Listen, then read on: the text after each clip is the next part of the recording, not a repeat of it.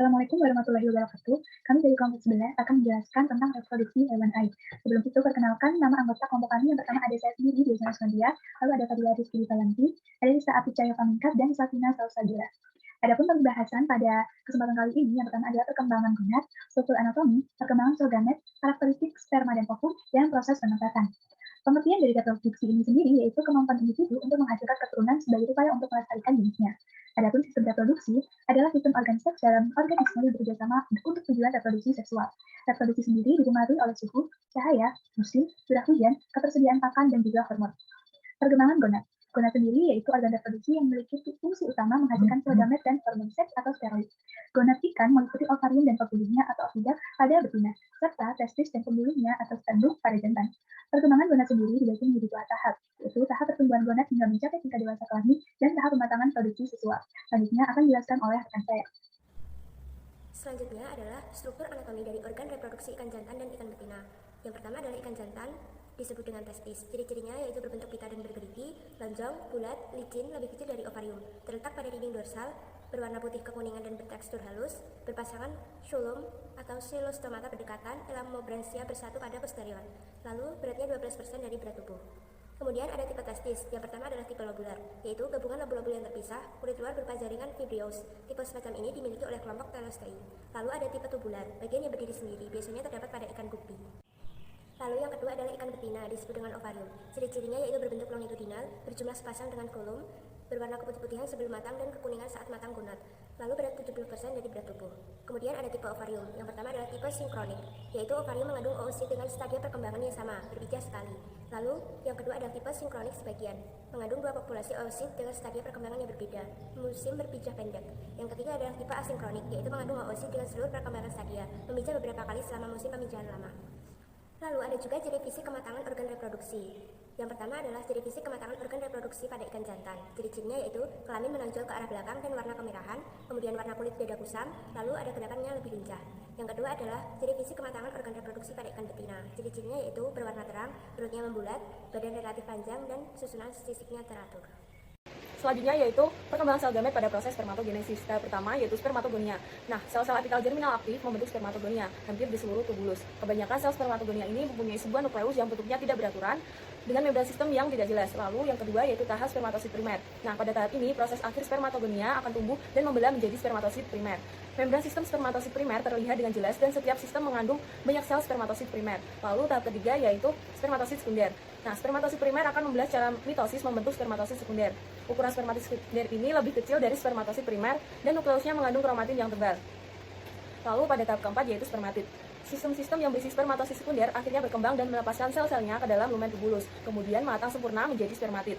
Nah, pada tahap ini terjadi pembelahan secara meiosis sehingga setiap spermatid mengandung N kromosom dalam nukleus.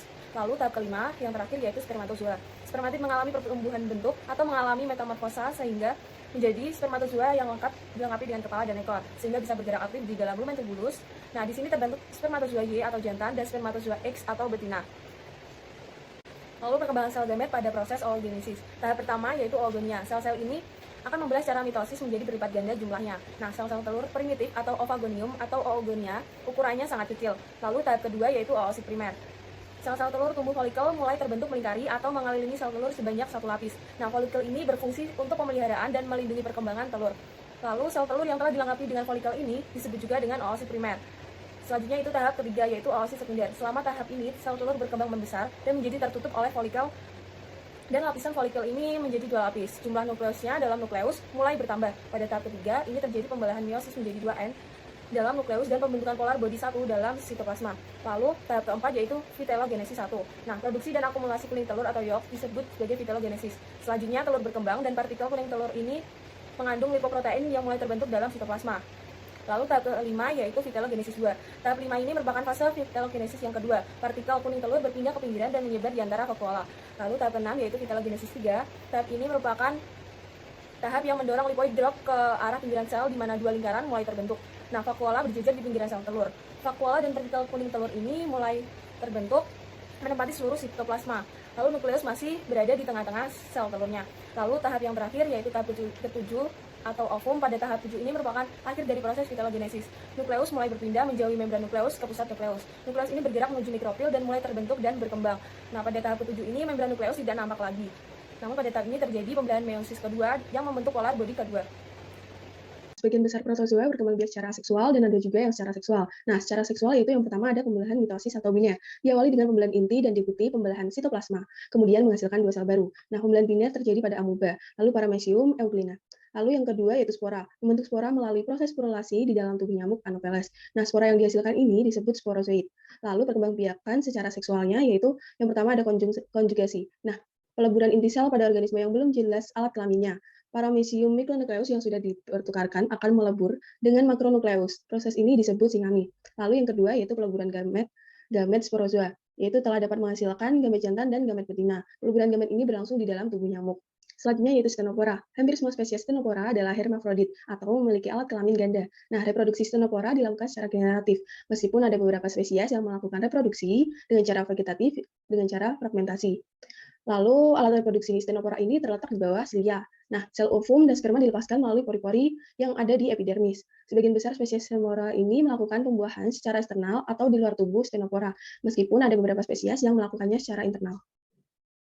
Lalu selanjutnya yaitu Annelida. Annelida memiliki sistem perkembangbiakan secara seksual. Satu Annelida memiliki 2 alat kelamin, yaitu jantan dan betina. Tetapi reproduksi secara aseksual tetap membutuhkan 2 individu yang akan mengatur dirinya sedemikian rupa, sehingga dapat menukarkan sperma. Lalu, dari hasil sperma tersebut akan dilepas dari kepala cacing dan tinggal dan berkembang dalam tanah. Sebagian Annelida bereproduksi secara aseksual, dengan fragmentasi diikuti dengan regenerasi. Adapun contohnya yaitu dari Polychaeta, di mana secara garis besar dapat dilakukan dengan 2 cara reproduksi. Yang pertama secara reproduksi aseksual dan seksual. Selanjutnya yaitu Rotifera. Rotifera bereproduksi secara seksual. Berdasarkan fase reproduksinya, Rotifera ini dibagi menjadi 2 kelas. Yang pertama adalah kelas Deloidea, di mana semua anggotanya partenogenetik. Mereka hanya memiliki 1 betina yang bereproduksi secara aseksual. Untuk menghasilkan lebih banyak keturunan betina, telurnya tidak dapat dibuahi oleh sel sperma. Ketika telurnya dewasa, semua akan menjadi betina. Tetapi, setiap induk biasanya menghasilkan 10 hingga 50 telur saja. Yang kedua adalah kelas Monogonata. Kelas ini bereproduksi secara seksual dan aseksual, di mana ukuran jantan lebih kecil dibandingkan dengan betina. Betina memproduksi telur yang tidak dapat dibuahi, yang nantinya akan menjadi betina. Pada reproduksi seksual terjadi ketika pada lingkungan yang tidak menguntungkan. Contohnya yaitu dengan lingkungan terlalu kering atau terlalu basah.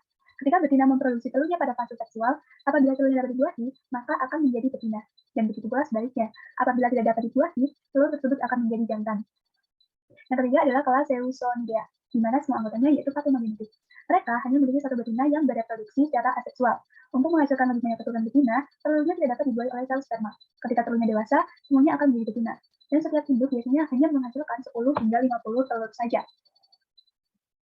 Lalu selanjutnya yaitu dari Crustacea. Yang pertama adalah Anostraca.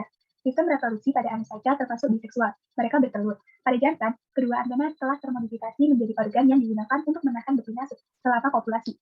Selain itu, Anostraca jantan memiliki 2 penis. Daur hidupnya melalui 3 fase. Yang pertama, fase kista atau telur, yang merupakan suatu kondisi istirahat pada hewan Crustacea tingkat rendah seperti Athenia. Yang kedua, fase Nauplius, yang merupakan fase di mana embrio Anostraca masih terbungkus selaput penetasan. Dan yang terakhir adalah fase dewasa, di mana pada fase ini larva mulai dapat berenang bebas di perairan. Yang kedua adalah Copepoda. Copepoda betina memiliki sebuah atau sepasang ovary dan sepasang semina receptacle. Copepoda yang jantan, yang hidup bebas biasanya memiliki sebuah testes dan membentuk spermatofora. Pada waktu kopulasi, Copepoda jantan memegang yang betina dengan antena pertama atau kaki renang keempat atau kelima yang berbentuk capit dan meletakkan spermatofora pada betina pada pembuahan semina receptacle. Sekali populasi dapat digunakan untuk membuahi 7-13 kelompok telur.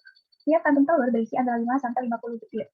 Yang ketiga adalah Cirripeda atau keripik, yang merupakan hewan hermafrodit, yaitu memiliki 2 kelamin, yaitu jantan dan betina, dalam satu tubuhnya. Tetapi mereka tidak membuahinya sendiri. Mereka juga tidak melepaskan telur dan sperma ke dalam air pada saat bersamaan. Setelah terjadi pembuahan silang, telur akan diaerari pada kantung telur yang terdapat dalam rongga mantel. Telur akan menetas menjadi larva Nauplius, dan larva ini berenang bebas. Selanjutnya akan dijelaskan oleh rekan saya. Baik, selanjutnya saya akan menjelaskan tentang moluska. Moluska yang pertama adalah Cephalopoda atau cumi-cumi. Cumi-cumi hanya dapat berkembang biak secara kawin. Cumi-cumi betina menghasilkan telur yang akan dibuahi di dalam rongga mantel. Kemudian telur yang sudah dibuahi dibungkus dengan kapsul dari bahan gelatin. Selanjutnya ada Gastropoda atau siput. Walaupun Gastropoda merupakan organisme hemaprodit, agar terjadi reproduksi tetap diperlukan 2 individu. Reproduksi dimulai ketika 2 gastropoda saling mendekat dan saling memasukkan penis masing-masing ke lubang kelamin pasangannya untuk memindahkan sperma. Setelah itu, keduanya berpisah dan masing-masing gastropoda meletakkan telur yang telah dibuahi dan dilindungi oleh zat gelatin pada tempat yang gelap. Selanjutnya ada Echinodermata. Kelas Echinodermata yang pertama adalah Echinoidea atau bulu babi. Echinoidea memiliki daya regenerasi tinggi sehingga dapat memperbanyak diri secara generatif. Pembuahan sel telur oleh sperma terjadi secara eksternal. Kelas yang kedua ada kelas Ophiuroidea atau bintang mengular. Alat reproduksi bersifat gonokoris dan pembuahan terjadi secara eksternal menghasilkan larva berbentuk simetri bilateral yang berenang bebas. Kelas Echinodermata yang ketiga adalah kelas Holoturoidea atau teripang. Perkawinan teripang biasanya berlangsung secara eksternal atau di luar tubuh. Sel telur dan sperma masing-masing dihasilkan oleh individu betina dan jantan dengan cara disemprotkan. Kelas selanjutnya adalah kelas Crinoidea atau lilia laut. Lilia laut bereproduksi dengan cara melepaskan telur dalam air, tapi beberapa menahan tetap pada pinulae sampai menetas. Setelah beberapa hari, larva dapat hidup bebas dan menempel dengan akhir bagian interior, dan kemudian berbentuk cangkir, lalu tumbuhlah lengannya. Kelas terakhir dari Echinodermata adalah kelas Asteroidea atau bintang laut. Reproduksi secara seksual terjadi melalui pembuahan sel telur oleh sperma yang terjadi secara eksternal atau di air. Reproduksi secara aseksual yaitu dengan pembelahan secara visiparity, yakni membelah dengan jalan fission atau penyekatan pisin pusat menjadi dua bagian, kemudian memisah. Berikutnya adalah nematoda. Nematoda bereproduksi secara seksual, umumnya diesis atau gonokoris, yaitu organ kelamin jantan dan betina yang terdapat di individu berbeda. Fertilisasi terjadi secara internal di dalam tubuh cacing betina. Telur yang sudah dibuahi memiliki cangkang yang tebal dan keras. Di permukaan cangkang mempunyai pola yang spesifik digunakan untuk proses identifikasi jenis cacing yang menginfeksi manusia melalui pengamatan kulit cacing pada ginjal. Secara umum, pembagian film nematoda dibagi menjadi dua kelas, yaitu Adenocorea atau pembawa kelenjar dan Serpentea atau sekretor. Berikutnya adalah cnidaria. Cnidaria berkembang biak secara aseksual dan seksual. Reproduksi aseksual terjadi pada stadium polip dan dilakukan dengan jalan pertunasan atau duping. Pembelahan atau pencapikan telapak kaki. Reproduksi aseksual dimungkinkan terjadi karena kebanyakan cnidaria mempunyai daya generasi yang besar. Tentakel yang putus akan diganti dengan yang baru. Kemudian ada reproduksi seksual, umumnya terjadi pada tahap medusa. Sel telur atau sperma sebagian besar berasal dari sel interstisial yang mengelompok sehingga membentuk ovarium atau testis. Selanjutnya ada amfibi. Organ reproduksi eksternal berupa kloaka, sedangkan organ reproduksi internal berupa gonad dan saluran reproduksi. Fertilisasi katak terjadi di luar tubuh atau di lingkungan perairan. Sebagai individu yang reproduksinya secara eksternal, struktur organ reproduksi katak hampir sama dengan ikan. Pada katak betina, sepasang ovarium akan melepaskan sel telur ke lingkungan melalui saluran yang disebut oviduk. Selanjutnya ada reptil. Pada umumnya reptil bersifat ovipar, namun ada beberapa yang ovovivipar. Organ reproduksi reptil betina terdiri dari sepasang ovarium sebagai organ reproduksi primer dan saluran reproduksi atau oviduk. Fertilisasi terjadi ketika spermatozoa membuahi sel telur yang baru dilepas ovarium di oviduk. Sel telur yang telah dibuahi selanjutnya dilapisi oleh albumin dan dibungkus oleh cangkang kapur yang tahan air. Hal ini berfungsi untuk melindungi telur yang berada di lingkungan basah. Selanjutnya telur meninggalkan induk betina melalui kloaka. Pada sebagian kecil reptil, telur dipertahankan atau dierami di dalam tubuh induk betina sampai menetas atau ovovivipar. Kemudian anak-anak reptil meninggalkan tubuh induk betina melalui lubang kloaka. Selanjutnya ada karakteristik sperma. Setiap spermatozoa terdiri atas sebuah kepala, sebuah bagian tengah, dan sebuah ekor. Umumnya ukuran panjang kepala sperma antara 2-3 mikrometer, dan panjang total spermatozoa antara 40-60 mikrometer. Kemampuan spermatozoa hidup secara normal setelah keluar dari testis hanya berkisar antara 1-2 menit. Pada ikan mas, nilem, dan tawes, kepala sperma berbentuk oval sedikit lebih besar daripada leher kepala. Spermatozoa pada ikan teleostei mempunyai struktur yang sederhana dan ukuran yang hampir sama. Selanjutnya ada karakteristik ovum. Struktur ovum secara umum terdiri dari membran telur, mikrofil, dan lapisan pelekat telur. Bergantung pada spesies maupun tahap pertumbuhan oosit, membran telur bervariasi dalam hal ketebalan. Mikrofil adalah sebuah lubang kecil tempat di mana sperma masuk ke dalam telur yang tertutup, yang merupakan modifikasi struktural dari membran telur. Mikrofil terletak pada kutub anima dan bervariasi dalam hal ukuran antar spesies. Lapisan perekat telur merupakan lapisan yang terbentuk di sekitar lapisan vitelin yang tersusun oleh glukoprotein. Fungsi utamanya yaitu sebagai pelindung telur dari lingkungan luar dan juga sebagai penarik sperma. Lalu selanjutnya yaitu fertilisasi. Fertilisasi ini sendiri adalah proses bersatunya telur dengan sperma dan membentuk zigot. Terdapat beberapa jenis fertilisasi berdasarkan tempat terjadinya. Yang pertama adalah fertilisasi eksternal, di mana pertemuan ovum dan sperma yang terjadi di luar tubuh induk. Contohnya yaitu pada Cyprinidae, Anabantidae, dan Siluridae. Yang kedua adalah fertilisasi internal, di mana pertemuan dalam tubuh induk. Pada proses ini digunakan alat tambahan yang berupa gonopodium, tenaculum, dan mesosperidium. Dan yang ketiga adalah bukal atau endemol, yaitu pembuahan yang terjadi di mulut ikan betina. Telur yang akan dikeluarkan betina dimasukkan ke dalam mulutnya, kemudian disemprot sperma pejantan. Biasanya telur yang telah menetas akan tetap berada di dalam mulut induknya selama waktu tertentu. Contohnya yaitu pada ikan arwana. Lalu selanjutnya proses penetasan.